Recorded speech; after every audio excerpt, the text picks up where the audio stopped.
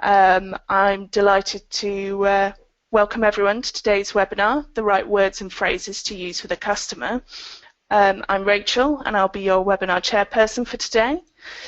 So we've got two excellent speakers. We've got Vala Svanson from IP Integration. I'm sure I'll get it by the end of today's session. Vala, if you could tell us a bit about IP Integration. Yes, so IP Integration is a company based out of Reading here in England, and we have a location in Manchester as well as up in Scotland and the Philippines, and we're a systems integrator. And we provide consulting all the way down to network services for contact centers and everything in between applications and security and the such. And I'm in the consulting arm of the business, and I'll talk a little bit more about that when my part of the webinar starts up. And our second speaker for today is John Jacob from Vocal Insights. Welcome today, John. If you could introduce yourself from Vocal Insights. Thank you, Rachel. Yeah, Vocal Insights, we're a consulting company. We focus on speech analytics. Obviously, voice is a ubiquitous channel, but we focus on using voice technologies to help companies improve, and that ranges all the way from evaluating different technologies to providing speech analytics, for example, as a service. The whole range centered around using voice to best effect. Okay, thanks. So we're taking a recording of today's webinar, which will be available usually about an hour after the webinar, very efficient, and it will be available on this link here, along with the slides from all the speakers today. So we have our usual champagne. Oh, got it here in front of me. I promise not to drink it before it gets out to you. So we have a champagne or box of chocolates for the best tip. Simply log into our chat room, which is available on this link down here, callcenterhelper.com/chat. The added bonus of logging into our chat room is that you can download the webinar slides today, and you can follow on with everything that's happening. There's quite a lot of information and a lot of bonus information in these slides. You can also download the chat log on this link here. So yeah, if you want to be in with a chance, you just simply write #tip for a tip, or if you want to ask our panelists any questions, it's #question for a question. So we've been asking what things should an agent never say to a customer, and a lot of them have been about kind of, company policies was one, bear with me, or the computers are running slow. Lots of things that you shouldn't say. So delighted to hand over the baton to our first presenter, Vala, who will be taking you through some of the things that you should be saying. Let me hand that over now. Okay, very good. Let me get my screen going here. Okay, can everybody see my screen? Yep. Not quite yet. Okay, so there we go. Can you see that? No. All right, let's try it. I will take back controls and pass it back to you again, see if that works. Okay. See it now? Brilliant, that's it. Okay, very good. Let me just shrink you guys a little bit. Okay, so so what we want to do is just give you a quick my background. So I've been in contact center since, believe it or not, 1988 as an agent, and that culminated into managing 20 contact centers in the southern division of the U.S. And then I came over to the UK about 8 years ago to do consulting on this. And it ranges from technologies to process improvement to HR-related improvements in the businesses. And what's happened in the last few years is, in my personal interest, and that has been with speech analytics and the value that can provide a business. And so, as part of the consulting arm of IPI, we've decided to partner with John and Vocal Insights because of the power that working from an operational understanding and a speech analytics understanding can provide our clients. Now, a key thing that we want to do, though, before we get into this, the meat of this, is to put the premise out there, put the question out there, and what we've found is that there's a lot of nuances in trying to understand, what does good versus very good sound like.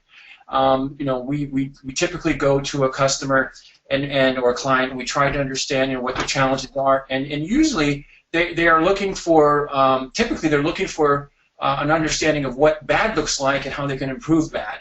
But we were intrigued by an opportunity to do that opposite of it, which was to be able to distinguish the difference between a rating of a 4, for example, a good, or a rating of a 5, which is a very good. So with that said, though, let's kind of put that into context as to where did we get this information from, and information obviously comes from the voice channel. And just to kind of remind everybody, there's been a lot of excitement about, oh, chat's going to take over, and it's all going to be emails, and all, it's going to be all these other channels except for voice. But the reality is voice has gone down since I've been in the UK, gone from 74% to about 70% of the volume into a contact center. And if you think about it, the chat channel is where the customer is really trying to resolve a problem. They're trying to buy something. They've got some questions regarding an item that they need to get clarified, and they're really wanting a little bit more attention that can be typically addressed via chat or via an email, or SMS for that matter. And so on the flip side of that, us in the contact center, we're living that contact center life every single day, and if you think about it, I don't know if you guys are aware, but that's 8,760 hours that we, professionals in the contact center industry, are in those call centers, dealing with these customers. And we as management and as well as the agents can tend to forget that a typical customer will only contact you 1 to 3 times a year. And with a typical call ranging from 3 minutes to 7 minutes, and with that being a total of 22 minutes if they call you 3 times in an entire year. So 22 minutes at the max out of 8,760 minutes. It can be quite easy for us as professionals and agents to become desensitized to the importance of that moment of truth that occurs in that opportunity to make a difference with that customer. So what you say and how you say it is really, really critical. So I wanted to kind of just really get people to kind of put that into perspective on how you can get lost in all those hours of working there and forget how important that contact is. So we have a poll question that I'd like to pose to the audience, and that basically, how many of you guys are able to distinguish the rating of a 4 versus a rating of a 5, and what makes the difference between when a customer rates you a 4 or rates you a 5? So, we have, I'll just launch the poll now. And the question is, do you distinguish the difference between why a customer rated the agent a 4 versus a 5? And the 3 options are yes, no, and not sure. Vala, what would you say? What do you think is coming out on top? Just a guess. I'm going to say 15%. That's what I'm going to say. Or doing. Yes. Saying yes. Yes. Okay, I think we've got a few more coming in. It's very close at the moment. Fab, and we'll close it down now, and I will share the poll results. So we can see 37% have said yes, 35% have said no, and 28% aren't sure. So very interesting stats. Well, good. It's good to see that it's higher than I guessed. That's very good. It shows that there's really a proactive approach to trying to understand the differences between the 2 ratings from the customer. I will hand it back to you. There you go. Okay, show my screen. All right. Fab. All right. Can you see it? Okay. Yes. Very good. Okay, so the goal here is to really understand, what is it? What's happening on that call that makes that customer say, hey, I'm going to give that agent a 5. That was really a wonderful experience or chat that I had with that customer. With that agent, and versus I'm going to give them a 4, which is a good. And what clearly distinguishes what is happening in that contact that makes that customer go that one extra step to give a 5 versus a 4. And the reason this is very important is because you want to understand why it is that the customer is picking you to do business with versus going somewhere else, or versus the thought that, well, they have to pick us. They have to choose us because we provide certain services and they can't get it somewhere else, or there's not a lot of choice. So we want to get to the point where we really understand what is the essence of why the customer says, you know what, I'm going to continue doing business with this particular brand or this particular company. Now, when I was in the U.S., I was managing. It was 21 contact centers, and we reduced those to 17 sites. And we reached out to a company in Colorado, Denver, Colorado, that did post-call survey. Now, this is back in 2005, way before speech analytics even was a twinkle in somebody's eye. And what we would do is we'd contact the customers within 4 hours of them having a chat with one of our agents, a call with one of our agents. And oddly enough, all the customers that we looked at that did not accomplish their goal, that the question was, did you accomplish what you were trying to do when you called us? We looked at the ones that were still rating the agent a 9 or a 10, which, believe it or not, was happening. And 60% of the customers, they would rate the agent a 9 or a 10 even if they didn't accomplish what they were trying to do, but if they felt that the agent tried and cared about their situation, regardless of if they accomplished it. And we just couldn't understand why that was the case, but the reality is that we really propagated that message across the contact centers and made sure that the quality guys were checking for this. So very, very important. You would think that I'd be more happy if I got something accomplished than if I didn't, but somehow the way that agents were talking to these guys were causing them to rate them a 9 or 10 out of a 10. So the use of the voice of the contact center, or CSAT, or post-call surveys and as such, are very important to understand why exactly a customer might be rating you one way or another. But what we're proposing is that there is another dimension to that, and that's called the voice of the contact center. Now, the voice of the customer has a distinct methodology and an approach to extracting that data. You can get very scientific with it.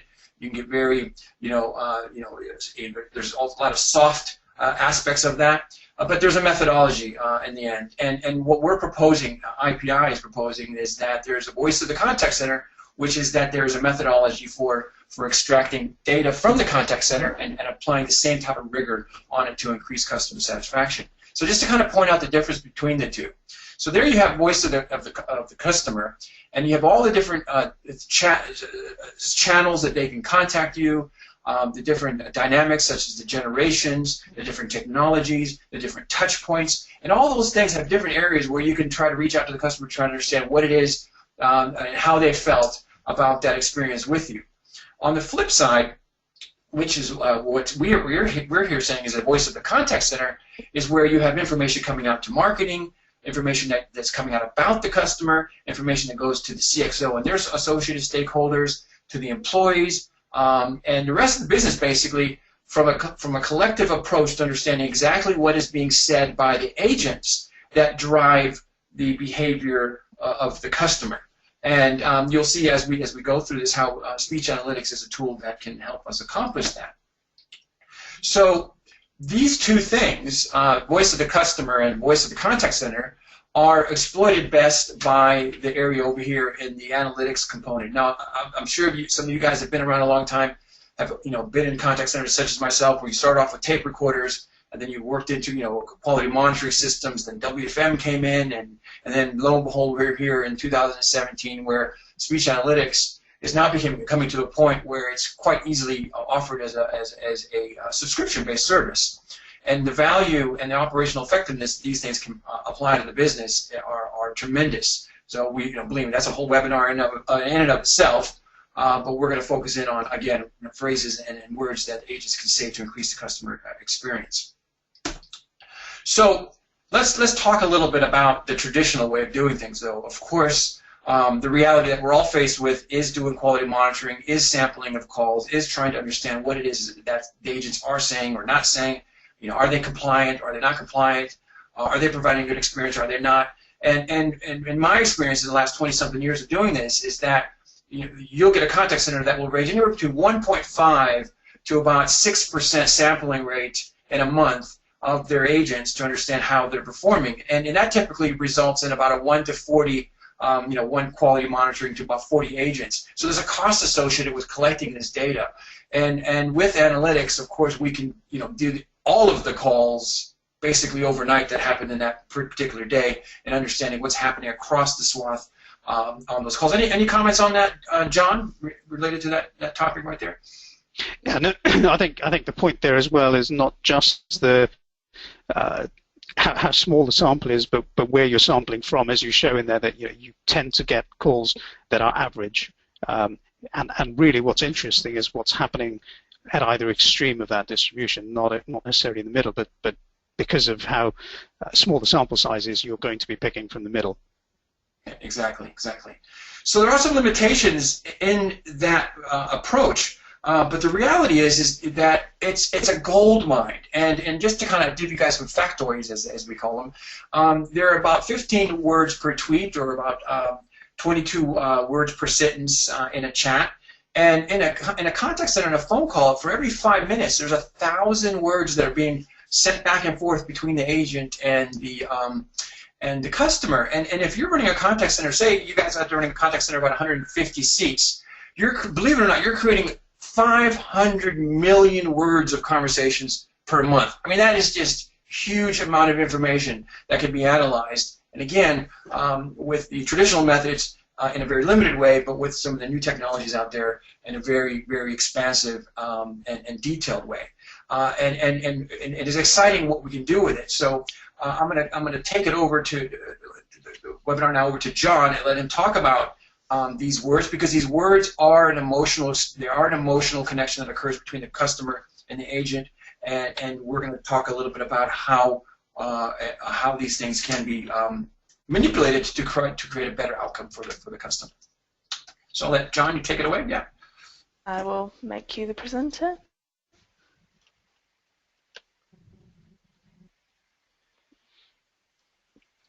How's that? Is that?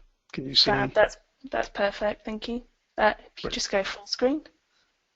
Yeah.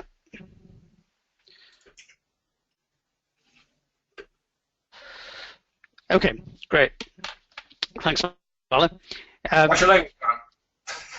What's your language? Mind your language. And it's really, to pick up on what Vala was saying, it's really about how customers feel due to what's being said to them, what they're experiencing in that contact. So we've got another poll question for you. Vala's talked a little bit about voice of the customer. So here's the question: do you have a voice of the customer program? I'll just launch the poll now, and the answer, so it's, do you have a voice of the customer program? Yes, no, or not sure. So if you vote now, John, what would you like to see? What I'd like to see, what I think I'm going to see, I think it's going to be fairly high. I'm going to think you're going to see upwards of 70% of contact centers have some form of monitoring voice of the customer. Maybe I'm being optimistic. It's very close at the moment. Right, just a couple more seconds. We'll see what's coming through. And we'll close that and share the results. So, yeah, 45% say yes. I'm too optimistic, right? 40% say no, and 15% are not sure. So, are you surprised by that, or was that what you expected? I suppose I was expecting a bit more. Maybe because we talk about it a lot. Yeah. But that's interesting. Yeah. I don't know what your opinion was, Vala. Were you expecting higher? No, I think that's pretty much aligned. It's 50% or less, and a lot of it is just to the challenges of putting a program in place and maintaining it, and also getting the results from it and how it impacts the business. Okay, great. So can you see my screen now? We can, yes. Brilliant. Okay, so we kind of get this, the importance of listening to customers. There's a great quote from Richard Branson: "You never have enough feedback, and you can never stop learning." And so it's all about learning from the customer experience, from the customer's perspective. And so conventional wisdom says, if you want to know what your customer thinks about you, ask them. And this is where post-call surveys are an effective way of doing just that, of asking the customer what they think about the experience. There's a global benchmarking survey by Dimension Data that showed only 52% of contact centers use post-call surveys. And there are obviously some limitations associated with surveys and trying to measure voice of the customer in that way. You often hear about the low take-up rates of surveys. It's really the very upset people that tend to maybe answer surveys, or you don't get a cross-section of the demographic. There's the delay associated with getting feedback. So there have been obviously improvements in technology to allow that process to be easier, reduce the latency, so the use of IVR, voice, SMS for surveys. And what Valor was alluding to with speech analytics takes us a step further. And obviously Valor showed that curve that says you can now not just look at a small sample, but you look at a much broader picture of your contact center through speech analytics. But an added dimension to that when it comes to customer feedback is you don't have to explicitly ask the customer for feedback, because on every contact, the customer leaves you feedback. They tell you how they're feeling, what their experience is. And so speech analytics allows you to harness that across the contact center without explicitly having to ask for that feedback. And you've all probably sat through webinars on speech analytics. Many of you may be using speech analytics in different contexts within your contact centers, and it's becoming an established tool in voice of the contact center, in the voice of the customer. So some of the limitations, and this goes back, and so we want to talk about a specific use case with a customer we were working with, and it's a very unusual one in that the customer came to us and said, we want to know what good looks like. We want to know what the best agents are doing so that we can help all of our agents to operate at that level. I don't know about you, Vala, but it's one of the first times I've encountered that, because quite often my experience has been that a lot of the time with customer experience, it's finding out what's wrong, what's broken, and let's try and push everything up. Is that your experience? Absolutely. You've got the carrot and the stick, and typically people want to know right away, where's performance low, which policies are negatively affecting the business, and which agents are exasperating that situation, and how can we help them? And we've had some real good success stories with that, and moving. In fact, for example, one collective group of agents were the worst in the contact center, and through some of the approaches that we're discussing here, we've taken them to be the best in the contact center. But this was very novel in the sense that they challenged us with the subtle nuances of what makes a customer pick something just slightly above the line that is the best versus second best, so to speak. Yeah, and this is where Vala's earlier poll question: can you differentiate between what's good, rated a 4, and what's very good, rated a 5? So we started with looking at some of the survey data. So look at where customers rated the calls a 4 and a 5, and we looked at the verbatims left on the post-call surveys. And so we did some cluster analysis on the verbatim text, and you see a lot of terms coming up in these word clouds that you would expect to find. A lot of helpful words that aren't helpful. Yes, plus words that aren't helpful, and the question here is, what do you do with this? So voice of the customer takes you some way towards understanding how customers are feeling, but it does have its limitations. You can distinguish a positive experience from a negative experience. It makes it much harder to define what's the difference between a very good and a good, and more importantly, what do you do about it to try and get all of your calls up at a very good. So this was where we launched into this investigation. We took it a step further and we said, right, we've had a look at the post-call surveys. Some of the limitations, doesn't give you a lot to work with. It's reactive, not proactive. You're hearing feedback after the fact, but in a sense, you're not really controlling what that does. So we took it a step further. We said, well, does speech analytics give us something more? And it did. It gave us a little bit more. We looked at the very satisfied calls, and you can see a lot of situations where an issue was raised, and the agent turned that around. You get a lot of plaudits, a lot of positive feedback. It still didn't give you enough to say, well, how do you replicate this behavior in the agents? Obviously, fulfilling the customer's needs, resolving issues is a given, but is there something that goes beyond? Because what our clients said to us and what we've experienced is you can have, and Valor's statistics showed, is you can get a very high satisfied rating, a very good rating from calls where that wasn't accomplished, where the issue wasn't resolved. So what is it that makes the difference? And sort of talking about reactive versus proactive, Valor's got a saying that he always says, which I'll let Valor say himself. Well, when I used to run my contact centers in the U.S. And I'd have my call center directors on the line, I'd always say to them every month when we went through the data, we'd say to them, basically, are you a thermometer or a thermostat?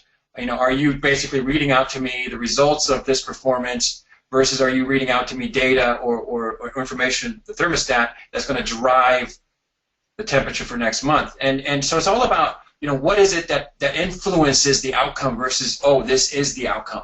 And for example, with what we were just talking about, the word clouds from the verbatims from the VOC system that's being used, you're getting the outcome of that call versus what drove to that outcome. And so that's where we go.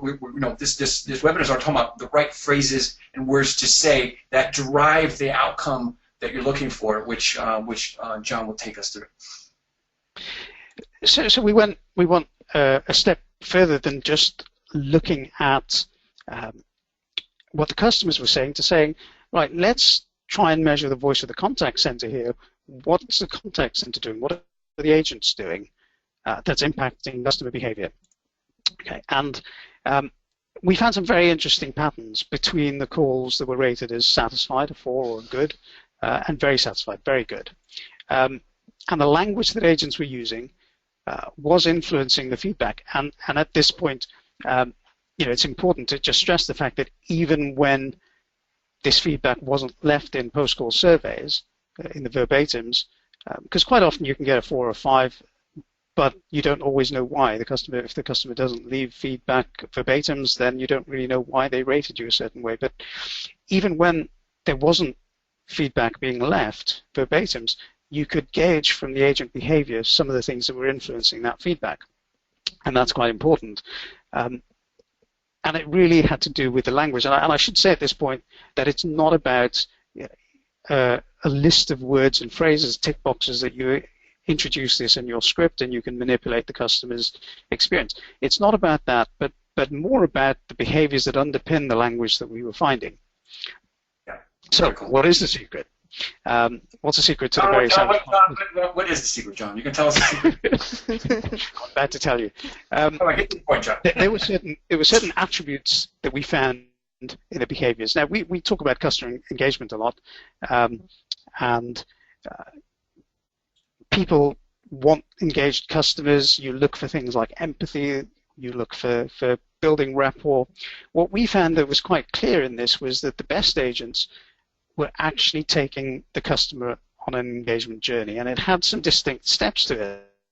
It wasn't necessarily intentional in the sense that they weren't following a script to do it, but they were doing it just out of their natural rapport with the customer. And the first was an enthusiastic welcome, and by this I mean not just saying, thank you, welcome to IPI, how can I help you? But you really felt that the agent wanted to help the customer. They were pleased. It's like when your best friend comes to visit you at your house, right? That's right. But the thing that took it a step further was then you had affirmation, and this was quite interesting because you found phrases like "thank you very much," That's lovely, fantastic. Not so much on the customer side, but on the agent side. So, asking for ID and V information, asking for account numbers, and then thanking the customer for providing information, very, very much an affirmation of the customer. And then the building connections. Somebody mentioned earlier on the comments about policies in place about not giving out names. One of the things we found with the really good agents was not only were they picking up on the customer's name in the conversation, but they were using their own names, and what that does is build up a personal context, right? So you've got a personal connection there. It's moved beyond just a business transaction.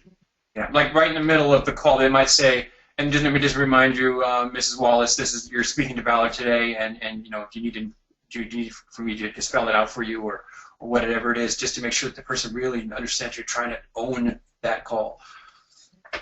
Yeah, absolutely. And what happens then is in the post-call surveys, the customer remembers who they spoke to. There was a personal connection there.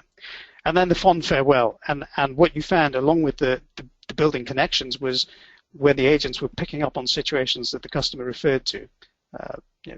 They're getting married, they're going on a holiday, and in the farewell, the agent picks up on that, and therefore it shows that they've been listening to the customer. They're not just going through a script of things they need to accomplish. Another aspect of the very good agents was taking ownership. And we said at the beginning, what are some of the things not to do? I can't help you, I don't know.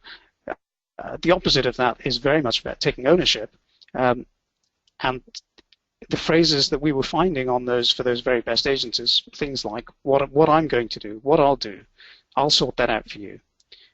So very much the customer knows that the agent is going to do something about it.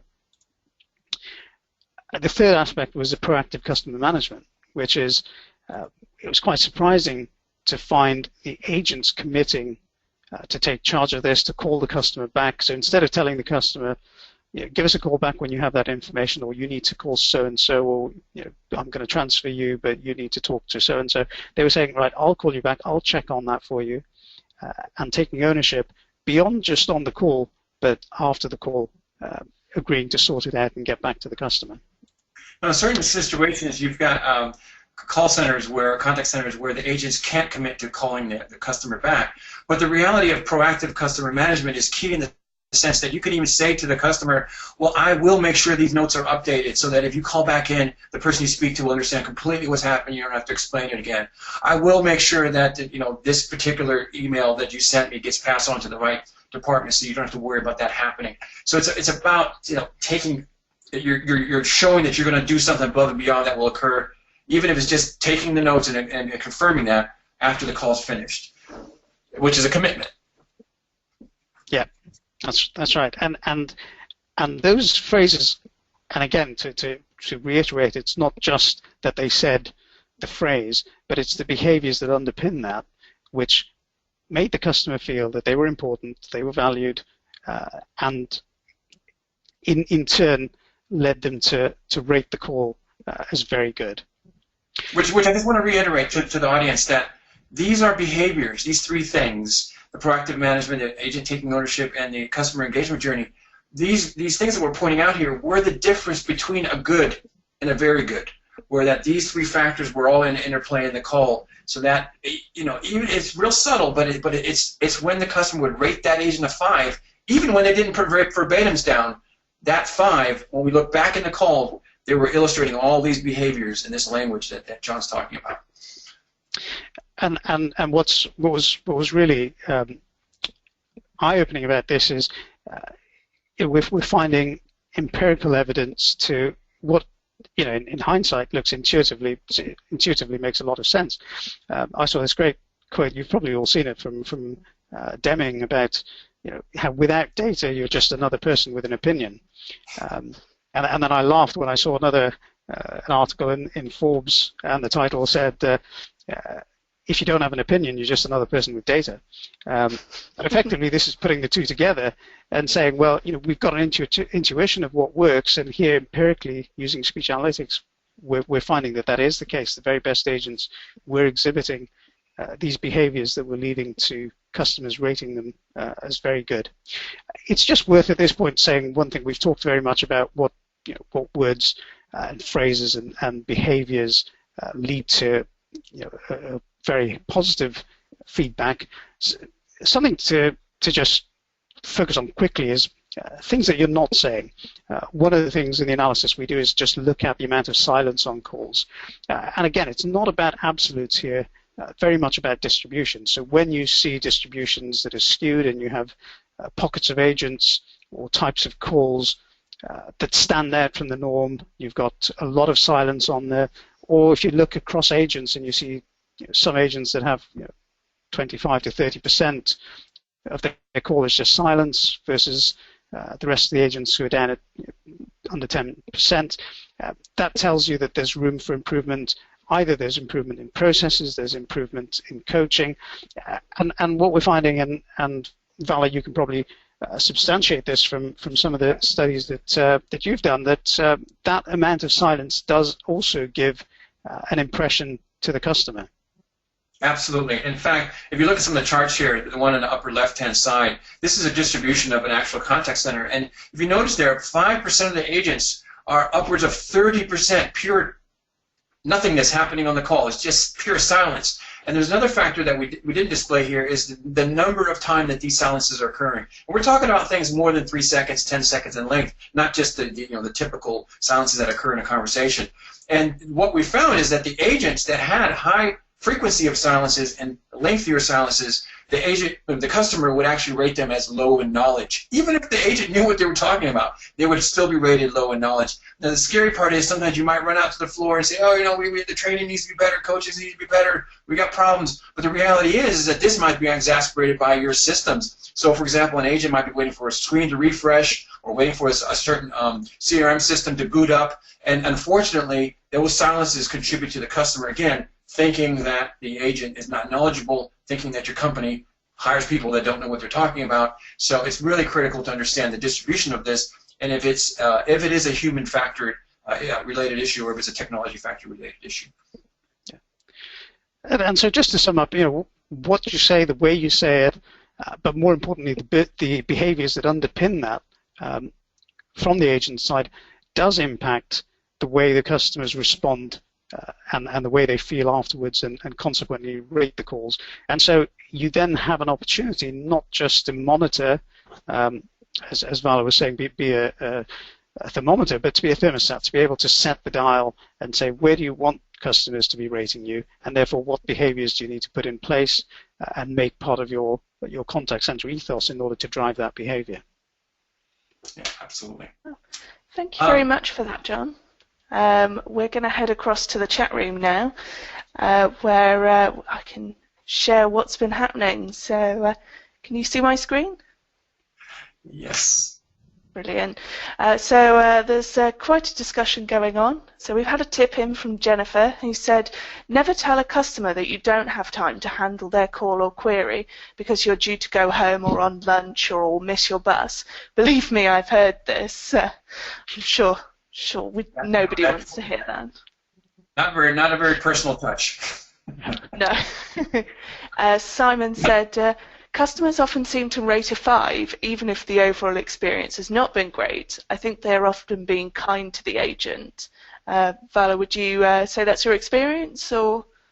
Well, I think that does happen, and I'll be from what I've seen in the field and in my own personal experience. If the agent is pretty emphatic on me making sure I rate them, hey, we do a survey after this, and I hope you give me a good rating. I'll give them a 5 out of sheer pressure. But but yeah, we do find that. But the thing is to weed those out by looking at the verbatims. So and because sometimes the agents will cherry pick, and we all realize that. But if you're looking at the macro data, you can kind of get past that.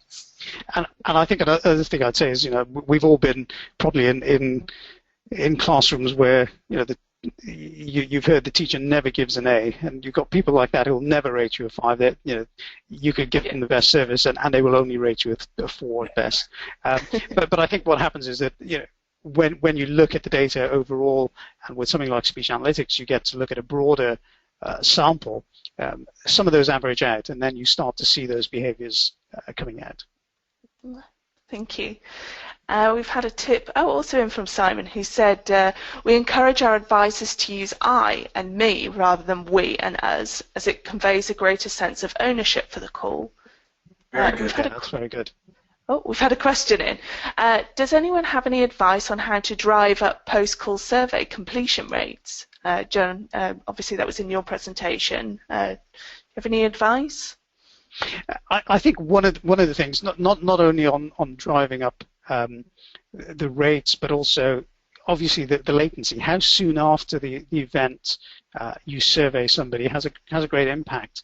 And some of the new technologies using things like SMS, using ways that are quick for them to respond, making it easier for them, is a way to help drive up that take rate. Exactly, and in fact, the Net Promoter Score survey, which is basically 1 through 10, and even if that's just a quick SMS, would just rate us between 1 and 10, because you just as everybody here on the webinar and myself, you don't have time to answer 3 or 4 questions, or even sometimes right after a post-call survey.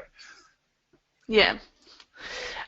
Gemma's asked, do you find phone calls or email surveys work best? I suppose for me, I think actually when you're on the call, you might as well answer a survey rather than a day later where you might have forgotten what the good survey, what a great service was provided. What do you think, John? I would say quite possibly for me an email might work better, and I think this is sort of one of those areas where just like contact centers now are realizing about right contact, finding the right channel to talk to the customer, whether that's chat, whether that's SMS, whether that's voice, and I think the same holds for post-call surveys. Using multiple channels to get customer feedback, and then throwing in there, the analysis of passive feedback in speech analytics. Bring that all together gives you a much richer view. Yeah. Well, we've got a few tips in. Remember, there's still a bottle of champagne for the best tip today, so keep them coming in. We will be picking the winner on the webinar at the end. So Jennifer said, I encourage the agents to take ownership and control of the problem. They can acknowledge what has gone wrong or the needs and clearly advise and explain what they'll be doing next. They are asked to give their name at the end of the call, as this reminds the customer again and reassures that they will be managing this going forward. The customer then has assurance that someone is accountable, which I think is pretty much what you were saying in your presentation, John. Yeah, that's a very good, succinct, one-paragraph summary of a lot of what we're saying. Very good. So Tiffany said, I've had an agent in my centre that will tell a caller when she begins to enter a service request that a service request number will be provided so that the caller has time to get pen and paper while she's entering the information. It makes the call closing go much smoother. I suppose it's all about, knowing the customer journey and making sure they're prepared for it. Yep. And we've got one final tip. From Laura, who said, we learned through some of the customer feedback that some customers were unhappy with the length of time it took to process their claim. We noticed that just by changing certain call processes, it really helped the survey responses. For example, setting the scene on the first contact call by advising them how long the call should take, providing accurate timescales on how long the process would take, so this sets their expectations for the follow-up actions after the call. Explaining to and asking the customer to write down the information required, as well as following up after the call what was required in writing. It's important to take ownership and tailor the service to each customer to improve the customer journey. Woo. Thanks, Laura, for that one. Fala, what do you think of that one? Oh, that is outstanding. That's an outstanding comment there. And just to kind of give it even more credibility, we did a speech analytics engagement where we were talking to the agents that were having the lengthiest calls, the most problematic calls, and it was because of how they started off with a midterm adjustment with the insurance of saying, oh, you put a new Volvo, 500 pounds, and then right away there became a debate and an argument that extended the length of the call, whereas just as as Laura's saying here, is well, we changed the verbiage in the beginning of the call to say, oh, you've got a Volvo, wonderful car, very safe. So let me check. You've been with us for a long time. Let me check out what the monthly installments would be. And so just by changing the introduction of how the call is going to flow, it was completely reduced about 25%. So she brings up a very, very valid point. Okay, Setting expectations, managing that call. Yes. And something we haven't talked. Oh, sorry, I was going to say something we haven't talked about is which Laura's alluded to, is the signposting, which the other side of expectation management is telling the customer what's going to happen, what you're going to do, and then meeting it is how you drive satisfaction. Really. Great. So we're going to hand the baton back to Vala for his second part of the presentation. I will make you the presenter. Get to the right slide here. Okay, so next we're going to talk about, we understand that everybody on this call does not have speech analytics, and that everybody on the call on the webinar does not have potentially a VOC program in place. So I would surmise to say that probably 90% of the people on this webinar have a quality monitoring system in place. And so there is a way to get to this methodology, or to get to this point where you're really trying to fine-tune, the systems that are in place to drive the right behaviors with the agents. And that's all about, again, not just what's being said, but how it's being said that impacts the customer sentiment, how the customer feels when they're finished with that contact, because how they feel is what makes them come back to buy more from you, tell their buddies about why you're the best business in the world, and how they should buy things from you. And that comes from a standpoint of calibrating the customer sentiment with what the rating is and what you're saying that the agent did on the call. So and again, in the past experience managing a quality team, we found that we were rating the agents a certain level. Again, the score culminated between a 1 and a 5. And sometimes the agent would get a 2, and they would sit there and debate with our quality team to say, oh, well, the customer was happy, the customer got off the call quite happy, and they'd walk away from that feedback session kind of grumbling and again, morale kind of low, tail between their legs, feeling that they got a little bit beat up from the quality police on what should have been said or shouldn't have been said. And then what we did is, because of that problem, we put in place, and I've seen this in other contact centers here in the UK and the US, where you'll put in what is the customer sentiment at the end? A sentiment at the end. Was the customer between a 1 and a 5 or 1 and a 10? How did that customer close out that call? What is your feeling, Mr. Assessor, that was going on with the customer? And you might say that the customer was rated a 5 or a 4, that they were quite happy or satisfied with that call. But the reality is that the agent was scored a 2. Or needs improvement, or in fact maybe an unsatisfactory. And if you start to find as you aggregate that data, as you aggregate that information, you start to see that a lot of calls, the customer was rated internally by your own quality folks and your team leaders as a good call. The customer was quite happy, but I'm rating my agent quite low. Then the reality is what you're checking for needs to be adjusted and calibrated, because you want to drive the right behaviors that drive the customer to get off that call every time quite happy and satisfied, again, within the parameters of the business policy and procedures, but as long as those are supporting the customer getting what and why they're spending their money with you.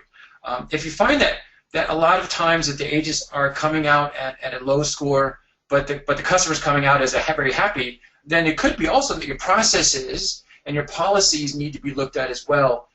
Because the agent is not following the correct policy, but for some reason they managed to make the customer happy. So that's an area that I strongly recommend, that we recommend, is you put a customer sentiment component on your quality scoring to be able to calibrate those 2 bits. Here's an example of kind of putting everything that we've said together and kind of getting it to the point where it's about pounds and pence or dollars and pennies. So there's a company in the U.S. called Elavon. I can never say that correctly, but basically what they did is they used the VOC, their voice of the customer, and VOCC, or speech analytics, and what they did is they looked at all the customers that left the business, and they were looking at the words that were being said by the customer and the words that were being said by the agent, and they started to see patterns of the people that would leave this business and take their business elsewhere, that they were saying certain things in the 4 months up until the time that they quit. So they went back and looked at all the recordings. And what they did, they started to see that there were these patterns were like words like ridiculous and you people, and then on the flip side, you know, what were the words that the agents were saying that were basically causing the customer to become disenchanted and not wanting to conduct business with them anymore. So once they identified these patterns, then what they did is through the recordings, they looked at those words and those word combinations of the customers that hadn't left, that were maybe you know, at month 3 or at month 2 with the certain, depending on what words were being said, and they took 4 agents off the phones to proactively call the customers that were saying these things in these recordings to use the right words and phrases and comments and follow-ups that needed to happen when they were in this critical stage. So by taking 4 agents off the phone, so a typical agent is, you know, anywhere between $20,000 and $25,000 or pounds fully loaded per year, maybe more wherever you are. So that's about 100,000 pounds or dollars that you're taking cost out of the contact center to do this. But in this case, these guys they received an ROI in 7 weeks and saved 86% of the customers that were at risk that typically would have left. So here's where you're taking VOC and VOCC and actually demonstrating to the wider business that, you know what, you know, by understanding what words and phrases are being said to the customer, we can save all kinds of money for the business and basically turn around a huge leak in the business. So this is a prime example of that. So that's where this kind of dovetails to, sorry, hold on the next, hold on 1 second slide. This is where it dovetails to the last part of my part of the slides, which is the customer lifetime value. Now, a lot of what we're talking about is the day-to-day nuts and bolts of the contact center, and as we stated, you know, these are 7 to 22 minutes that you have an opportunity to impress upon the customer why your company is the best thing since sliced bread. And there's been surveys out there that confirm that. And just recently, the VIA conducted a survey in 2014. You know, 70% of customers are expecting unique treatment, and unique treatment is really how you make me feel uniquely as a human, one human talking to another human, and how that conversation is tailored towards the things that are happening in my life, and the dog barking in the background, and the weather, and all the other things that are little subtleties that agent latches onto and infuses into the call, again, without increasing the talk time too much. But the reality is if it causes an outcome that is a 5 versus a 4, or a first call resolved, an FCR that where the customer doesn't have to call back in, then you've won. And 92% of the customers, again, expect proactive engagement with them, and again, we saw that in the findings that we did with the VOCC program that we did with our client for knowing what good, very good looks like. And then 87% of the customers would rather spend money with you if you're easy to do business with. And again, now let's link that back to the surveys program that we had when I was in the U.S. 2005. Even if they're not accomplishing what they're trying to accomplish, you can still augment that customer satisfaction level by making sure that the agent really sounds like they're trying to do whatever they can to help that customer, taking ownership, even if they can't in that particular call, maybe in the subsequent calls or the subsequent downstream effect that's going to happen from the agent taking care of the customer's issue. So what we're finding, though, collectively, if you use a voice of the contact center program, if you use, which a quality program is part of that, and a voice of the customer program, which is Net Promoter Score, CSAT, or customer effort ratings, you put those together and you look at them, you bounce them off of each other to calibrate each other, then that collectively is called the Customer Experience Management Program. And holistically as a program, the survey showed, again, 2014 by VIA, that 80% of the companies that were surveyed that had a complete program that were bouncing these things off of each other had higher profit levels. And again, higher profit levels, of course, because the customer is going to spend more money with you. And that's where you measure that using a customer lifetime value.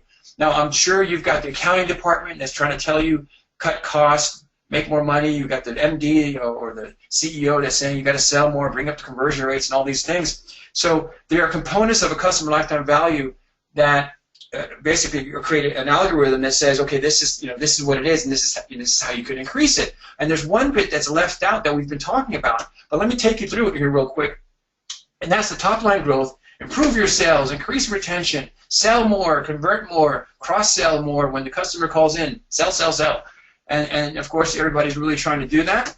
And then you've got the other bit, the old stick there. Hey, you got to do it with less people. You've got your budget over budget with your head count. You've got to make sure your WFM system has got the agents scheduled at the right time so that the calls are being answered. And you've got all overtime. You've got all these costs that you're trying to control. So back to the revenue and then the cost. But what's not being considered typically in business right now, this is at less than 40%, is what we just talked about. How does the customer experience, how does the right phrases and words that affect the customer experience impact the customer lifetime value? And that's where the reduced effort, the improved net promoter score, differentiate your business, those little words in that 7 minutes, to how that customer would think, oh, you know what, that was a really good call. I might not have accomplished what I was trying to accomplish, or I did accomplish what I was trying to accomplish, but at the end of the day, that was a 5 versus a 4. I love this company, so I'm going to spend more money with them over a longer period of time, and that's what customer lifetime value is. So the customer lifetime value is a perfect nexus of income and growth for the business, and plus the customer experience, and you put those two together, and that comes up, that's actually a monetary figure that you can measure over time. Because obviously if somebody's spending more time with you as a customer, they're going to spend more money, and if they're spending more money with you over a lengthy period of time, you're going to grow and be able to beat your competition. So in summary, if you put all this together, basically, again, each customer interaction contributes to that overall customer experience, which of course drives a higher customer engagement of wanting to do business with you, which increases your customer lifetime value. So I used to say to my call center directors, you manage the macro by managing the micro, and we can't ever lose sight of the importance of those individual contacts and what happens in those moments of truth. So that's pretty much it for me. John, do you want to close out on any of that, which I just said? No, I think you've closed the loop, which is what it's all about. It's closing that loop so that you can actually impact, not just measure. Exactly. Thank you both. So we're going to go back to the chat room and share some more tips and everything. So last chance for tips for winning the bottle of champagne or box of chocolates. So Jennifer said, the silences and gaps can be signposted. I asked my agents to use the time to locate the customer's file to check who they're talking to and find out the nature of the call. Charlie said, use your CSAT and NPS scores and data when creating a QA form, scoring sheet for the agents. That way you'll be QAing on stuff that matters. That's exactly right. Absolutely. Yeah. And Amanda said, to improve engagement with the customer, it's important to sound genuine. I coach my staff to remove the phrase, I do apologize, and instead want them to sound genuine. I'm so sorry. And then get them to consider why they're apologizing. This can progress to, I'm so sorry that your card hasn't worked today. What are you going to do to help that customer? It's got a bit confusing. I'd like to understand a little more where you use it, etc. This will progress further to advise, I've ordered you a replacement card which will be with you in timescale. This sounds genuine whilst providing a solution and keeping them informed. Good listening skills. That's what that shows. I think we've got time for one more question. Is it better to hold a small silence on a call or put them on hold? What do you think, Valo, then? So the silence bit is we use thresholds where it sounds awkward, where it's yes, and Mr. Customer, I'm going to be taking care of that for you. And then there's silence is where it's slightly beyond what you might think the customer is trying to do to take care of something, the agent's trying to take care of something. So typically what an agent will do is say, I'm pulling it up right now, if you give me a moment, bear with me. And sometimes the agent will actually ask the customer, would you like for me to put you on hold while I do this, and give the customer the option. But the point is that you just don't want that dead silence. It just sounds weird, and it just makes you, agent, sound like you don't know what you're talking about. John, I don't know what you think. I think a lot of it is around signposting. It's letting the customer know what's going to be happening and managing that. And obviously the agent knows how long that pause is going to be. But what you don't want are the phrases that says, "Oh, my system's not working today," or "Oh, this is taking so long to come up." But you can use those silences. Yeah, using those silencers well if they are there, but certainly signposting to let the customer know exactly what's happening. Brilliant, thank you. So we're reaching the top of the hour. I'd like to ask in 1 or 2 words, what did you like best about the webinar, if you put that into the chat room. So today's winning tip, I think, comes from Laura5. We'll be in contact with you to ask whether you want this nice bottle of champagne or a box of chocolates later today. Just a reminder that there will be a replay and slides available later on this afternoon, normally in about an hour. So we've got another webinar coming up next week on motivating agents, and lots more to come in the series. They can be registered here. I'd just like to say thank you to our 2 great speakers today. Fala from IP Integration, thank you very much for everything today. And John Jacob from Vocal Insights, thank you as well. Thank you, Rachel. Thank you from all of us. Okay. Thank you. Thank you. Thank you everybody for joining us. Yeah, thank you for joining us. Bye.